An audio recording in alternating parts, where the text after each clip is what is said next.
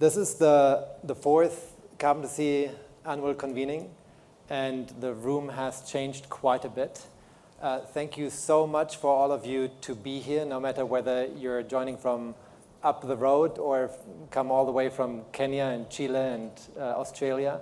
It really means a lot to us that you're prioritizing to be here with us. For those who attended our first convening in 2023, you'll realize that this room has really changed. At the time, we were, I think, 50 or 60 scientists in the room, all comparing notes on the kinds of laboratory and mesocosm work that was going to be done over the course of the next few years, and maybe down the road some real field research in the real world. And now this room has grown and become more diverse, and just by a quick show of hands, maybe let's see who is in the room. So if you can raise your hand if you're a scientist. There are a lot of us here. If you raise your hand, if you consider yourself as part of the private sector. If you think about public policy or governance in your day jobs. If you're part of the indigenous community, the fishing industry, or another community that has a stake in the outcome of this field. And if you are part of an environmental NGO or the broader philanthropic community. So this is amazing, thank you. Now that we know who's in the room, let's see why we're here.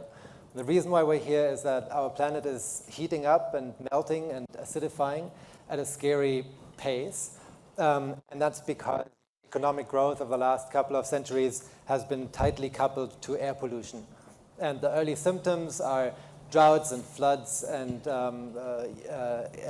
forest fires and crop failures, really significant changes to the ocean, and massive biodiversity losses. And these are not inconveniences, these are real threats to the balance of life on our planet.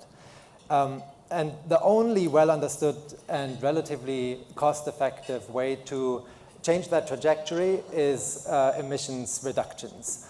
We know the levers, and we've started to bend the curve, and we have to bend it more aggressively, and that's the number one priority. Also, it's not going to be enough. No matter how quickly we fix that leak, no matter how quickly we reduce emissions, it's not going to be fast enough to stabilize the climate to avoid the planetary tipping points from which there's no recovery. And that is a very scary thought.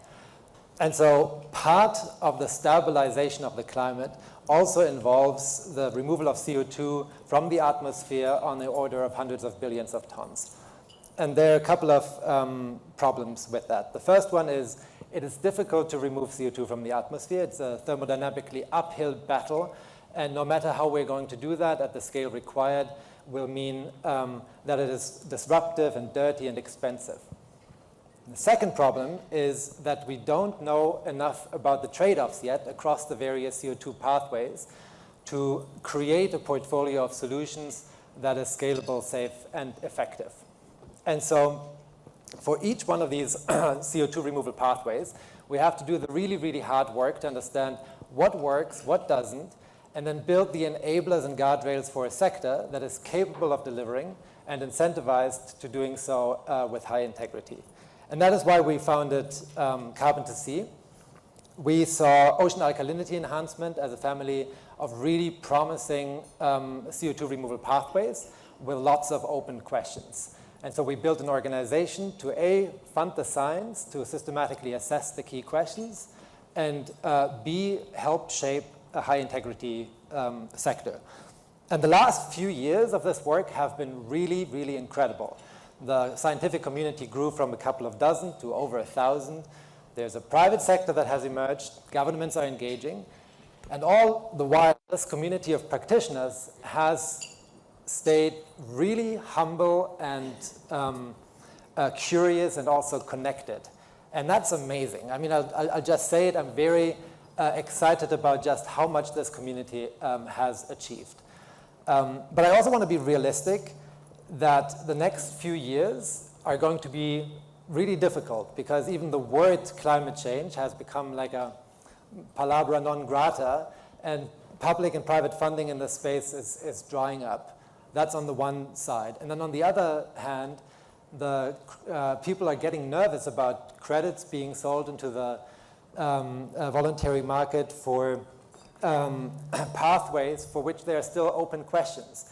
And so as we're going in the next couple of days, let's just keep in mind that there are these two pressures acting on the OEE community, and everyone in this room comes with a slightly different set of hopes and fears, and let's really